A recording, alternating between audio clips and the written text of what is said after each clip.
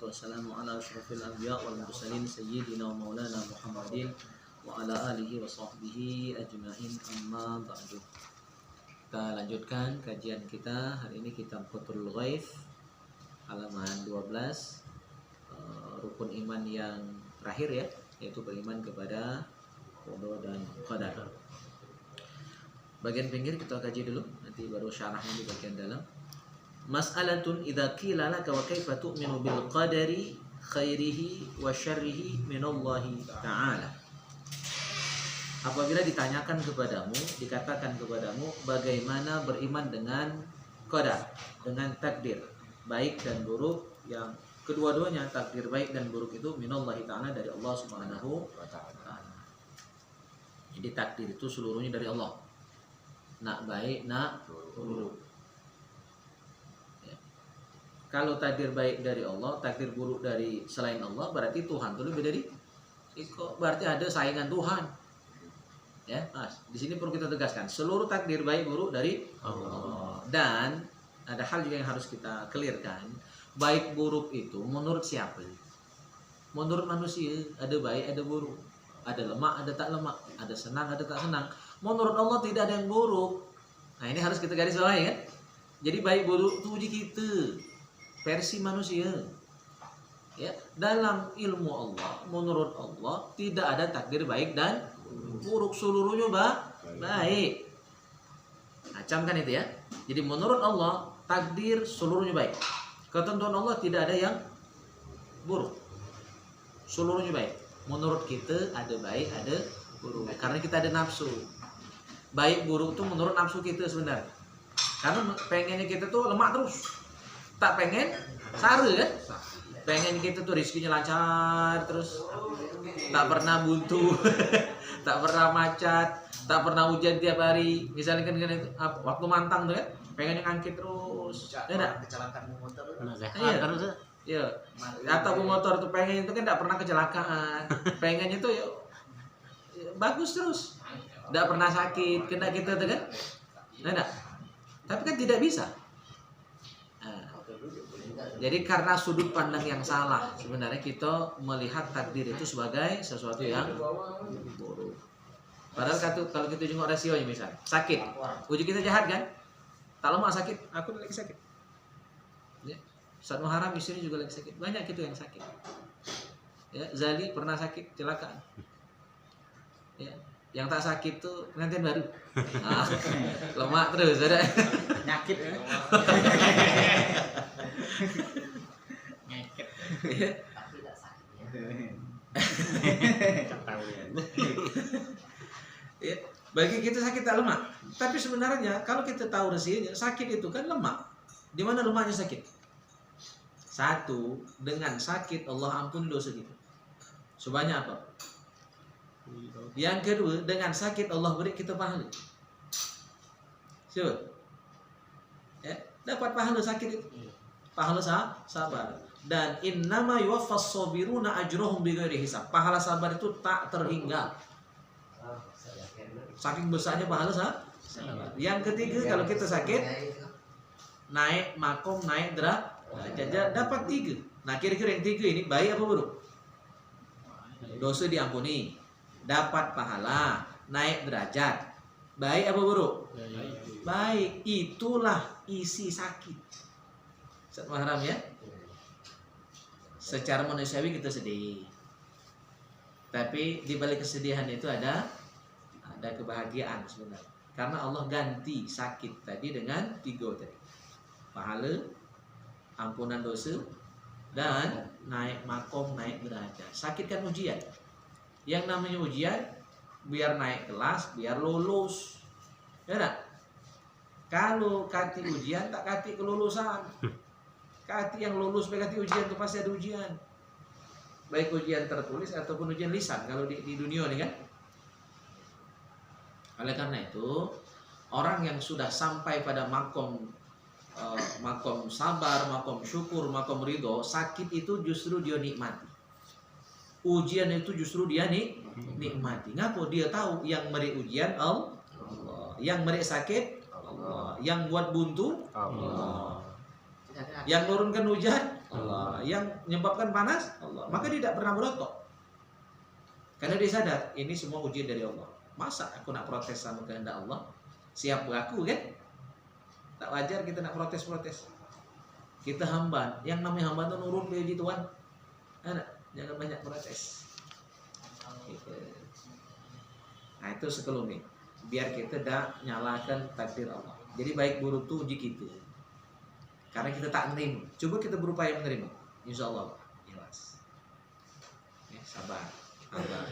Pasrah. Itu jawaban.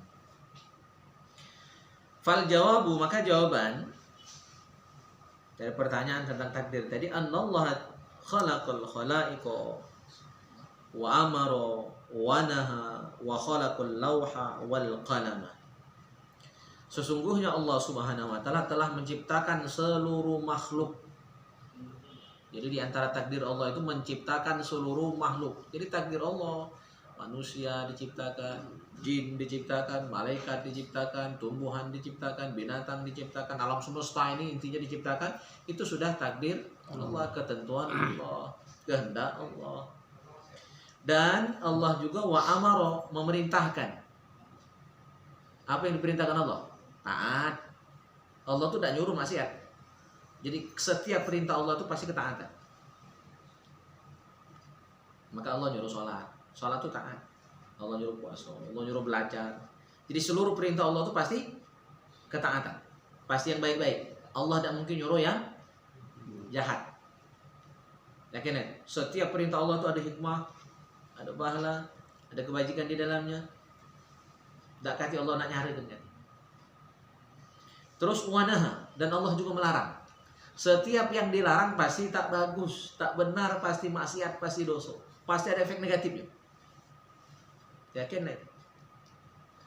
Cuma kita nih biasanya asal dilarang, yang dilarang itu yang buat penasaran. Ada 10 kamar misalnya di hotel itu.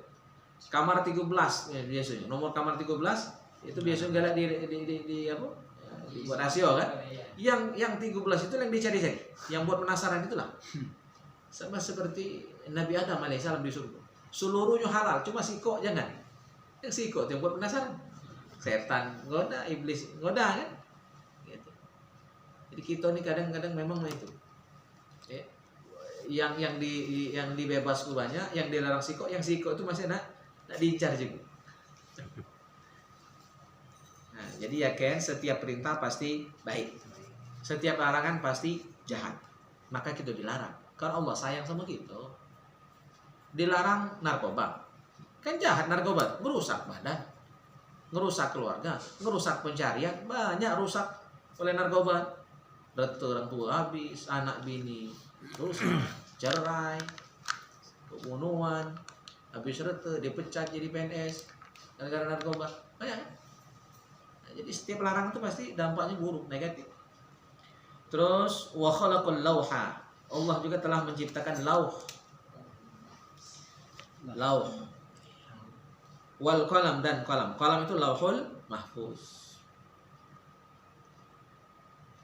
Lauhul mahfuz itu tempat catatan seluruh yang telah terjadi, yang sedang terjadi, dan yang akan terjadi. Dari dunia akhirat, dari awal sampai akhir seluruhnya ada di lauh. Jadi lauh itu catatan seluruhnya. Al-Quran pun berasal dari lauhul mahfuz. Wal qalam, dan pena. Pena itu yang nyatat. Jadi lauh tuh ibaratnya kertasnya, media tulisannya, yang nulisnya, penanya, ya, kolam itu. Tapi jangan bayangkan kolam pena aja yang kita punya. Ya, penanya itu tinggi, besarnya dari bumi ke langit, tinggi. Di bagian syarah itu ada ya. Jadi penanya itu setinggi langit dan bumi. Kertasnya itu ya selebar langit dan bumi, luas. Ya, ujung timur, ujung barat, pokoknya selebar alam semesta ini lah. Lauhul mahfuz. Soalnya kecil namanya. Ya, mungkin itu tidak ada apa-apa. Wa amarahuma ayyaktuba a'malal ibadi maka Allah perintahkan keduanya nih balik mana? Lauh dan kalam tadi. Lauhul mahfuz dan kalam tadi Allah perintahkan keduanya untuk apa? Ayaktuba, mencatat, menulis a'malal ibad, seluruh amal hamba-hamba Allah. Jadi seluruhnya sudah ditulis. Apa? Rizki, jodoh, mautnya, galau-galau kan? Sudah dicatat semua. Jadi kita dengar sehari-hari kan, bahwa semua itu sudah ditentukan. Ini sumbernya, tidak salah. Jadi jatah kita masing-masing udah tahu. Bahkan 50.000 tahun sebelum kita ada, catatan kita lah sudah. Jadi kita ini sebenarnya cuma menjalani skenario. Cuma masalah kita kan tidak tahu. Yang tahu tuh cuma Allah. Kita tinggal jalani baik. Kalau baik, alhamdulillah. Kalau kurang bagus, berdoa, minta baik. Kan? Fatta'atu biqada'illahi ta'ala wa qadarihi fil azali wa iradatihi wa amrihi wa ridhahu. Fatta'atu biqada'illahi ta'ala wa qadarihi fil azali wa iradatihi wa amrihi wa ridhahu. Ketaatan ibadat, ya, sholat, puasa, zakat, haji, umroh, belajar, sedekah dan sebagainya, itu taat. Ketaatan biqadaillah ta'ala, terjadi ketaatan itu, terlaksana ketaatan itu dengan qada Allah wa qadarihi, dan qadarnya, takdirnya. Jadi ketentuan dan takdir Allah. Nah, kita belajar hari ini. Ada yang tak hadir, Randy ya, dia sibuk di pasar mungkin kan. Tapi hadir Randy, hadir yang lain. Pengantin baru minggu lalu udah hadir, itu takdir juga. Hari ini dia hadir, takdir juga. Ya kan? Takdir itu. Jadi ketaatan itu kodoknya Allah dan takdirnya Allah. Fil azal, sejak zaman azali.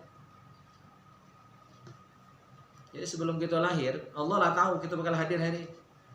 Bajunya warna apa, baju batik, bepeci tak bepeci, ya kan? Direkam tak direkam, minum teh, minum kopi, lah ada catatan. Yeah. Maka sebenarnya dalam bab takdir ini kita diajarkan dakati yang kebetulan. Kebetulan itu bahasa kita. Oh, kebetulan kau hadir hari ini. Itu bahasa sehari-hari, bahasa kita. Tapi sebenarnya dalam kajian tauhid tidak ada yang kebetulan. Jadi menurut Allah tidak ada kebetulan, menurut kita kebetulan, karena kita tidak tahu. Allah tidak ada kebetulan bagi Allah. Seluruh sudah ada rancangan. Seluruh sudah tertulis di Lauhil Mahfuz. Pertemuan kita hari ini. Maka benarlah galak diomong itu. Alhamdulillah kita ditakdirkan Allah pada hari ini berjumpa, bertemu, silaturahim. Itu takdir memang. Dan kita syukuri bisa ketemu pada hari ini, sama-sama belajar jauh-jauh, ya kan? Dari Palembang, dari Plejeu, dari Buahau, ya kan? Dari Lebuk, Merantau Harapan, Trio, ayo ada Kuning, ini lebih jauh juga ini, ya. Luris, ya. Jepang kan, Jepang datang kan? Dari Pan. Dari Sri Cinta. Ya, aku juga Sri Cinta. Alhamdulillah, takdir Allah. Sejak zaman azali. Zaman azali itu zaman sebelum kita ada. Zaman bahola, zaman dingin. Sebelum kita lahir, sebelum kita ada lah ditentukan nasib kita. Wa iradatihi, dan kehendak Allah. Taat itu kehendak Allah. Wa amrihi, dan perintah Allah. Wa amrihi, perintahnya. Wa ridahu, dan ridho Allah. Jadi ketaatan itu qada Allah, takdir Allah, kehendak Allah, perintah Allah, ridho Allah. 5. Taat itu. Sebaliknya maksiat. Ini yang kadang-kadang gitu masih ada ragu. Kira-kira maksiat itu takdir itu bukan? Banyak gampang, ya. Banyak agak saro jawab pertanyaan ini. Dalam kitab ini tegas, maksiat itu juga takdir. wal isyanu bi qada'illahi ta'ala wa qadarihi wa iradatihi fil azali wa laysa bi amrihi wala bi ridahu. Nah, itu masalahnya. Ya. Jadi maksiat itu takdir qada Allah juga, takdir Allah juga, tetapi ada tapinya. Ya. Jadi maksiat itu qada Allah, takdir Allah, iradat Allah, kehendak Allah juga. Fil azal, sejak zaman azal. Tetapi laisa bi amrihi, bukan perintah Allah. Allah tidak pernah nyuruh maksiat. Jadi maksiat itu pilihan dewek. Karena kita lebih aneh, ya lajulah jihad, takdir ke Tuhan. Jadi ya. Jelas bedanya? Takdir cuma bukan perintah. Allah tidak pernah nyuruh maksiat. Jangan malik, jangan durhaka, jangan zina, kan dilarang kalau kan? Jangan mabuk. Tinggal kita makai. Berarti tidak pacak nyala ke Tuhan. Oh, aku ini takdir maksiat hari. Jangan. Siapa nyuruh maksiat? Allah melarang kok. Ya kan? Kenapa tak semuanya? Takdir Allah, tak semuanya hari. Nah, itu jabaria, itu sesat. Allah nyuruh sholat, wa aqimis sholata li dzikri, ya kan? Alladzina yu'minuna bil ghaib wa yuqimuna shalah. Banyak perintah-perintah sembahyang. Kenapa ngomong sembahyang tapi tak sembahyang takdir? Allah tak pernah nyuruh tak sembahyang. Perintah Allah sembahyang, bukan tak sembahyang. Berarti kalau tak sembahyang maksiat. Terus wala biridahu, dan bukan ridho Allah. Allah tak ridho. Jadi maksiat itu bukan perintah dan perbuatan yang tidak diridhoi Allah. Allah tidak senang kalau kita maksiat. Berarti pacak nyala ke Tuhan kalau maksiat. Oh, Allah tak ridho. Sementara hidup kita ini nyari ridho Allah. Gitu.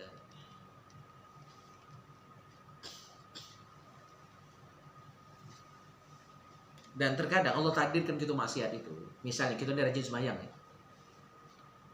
Masjid rajin 5 waktu. Suatu saat barangkali kita telat banget sehingga akhirnya subuhnya kesiangan. Dan akhirnya tak berjamaah.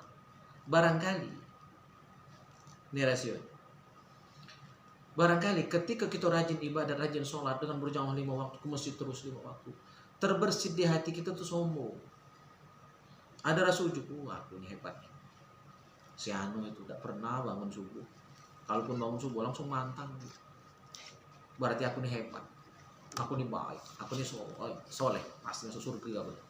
Tidak kati di buah haung ini yang lebih soleh dari aku. Kerja pengantin baru.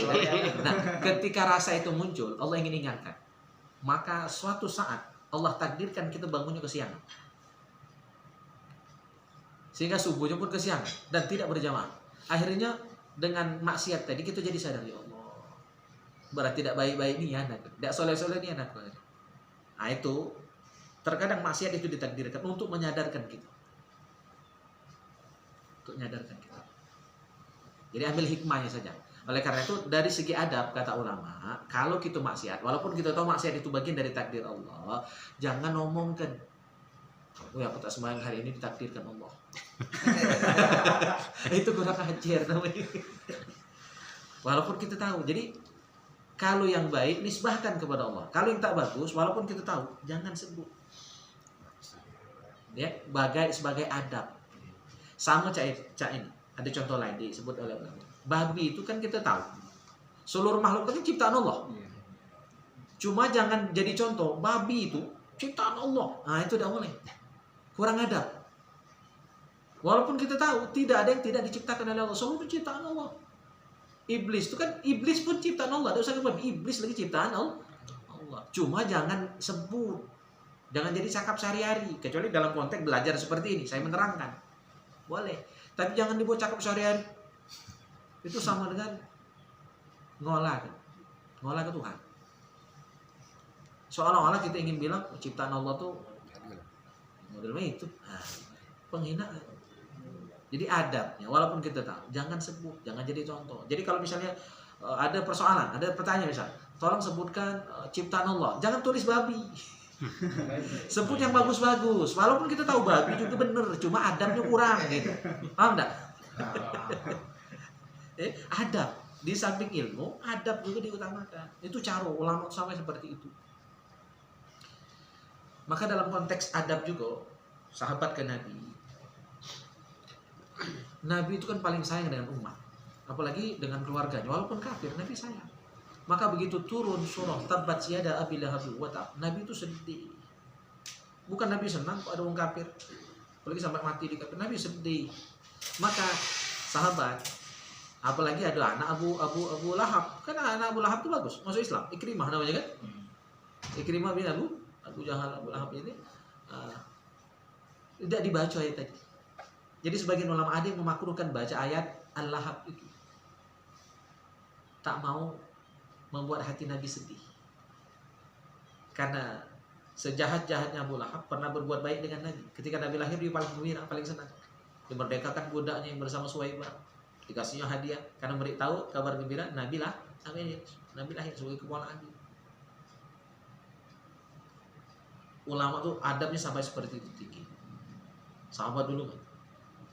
Ya, walaupun benar Abu Lahab itu jahat. Abu Jahal itu jahat bener. Tapi jangan sering-sering disebut. Sebut yang lain, bukan sanak Nabi. Ya, adab. Ya. Baik. Terakhir, wahum yusabuna wa yu'aqabuna wa kullu dzalika biwa'dihi ta'ala wa wa'idihi. Wahum yusabuna wa yu'aqabuna wa kullu dzalika biwa'dihi ta'ala wa wa'idihi. Mereka yusabun dapat pahala. Mereka itu dapat pahala. Wa yu'aqabun dan dapat siksa. Yang dapat pahala siapa? Yang taat. Yang dapat siksa siapa? Yang maksiat. Wa kullu zalika, semua itu biwa'dihi dengan janji dari Allah SWT. Apa yang dijanjikan Allah? Kalau taat dapat pahala, masuk surga. Itu janji Allah. Wa'dihi. Wa wa'idihi, dan ancaman Allah. Apa ancaman Allah? Kalau maksiat dapat dosa, kalau dosa masuk neraka. Nah, itu semua sudah dijanjikan oleh Allah Subhanahu wa taala. Baik, sampai di sini bahasan kita. Insyaallah kita lanjutkan lagi nanti pada pertemuan akan datang. Alhamdulillahirabbil alamin.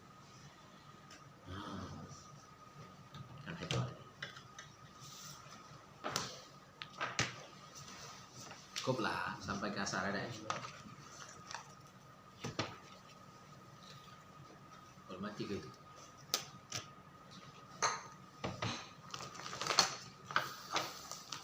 Nah, tuan.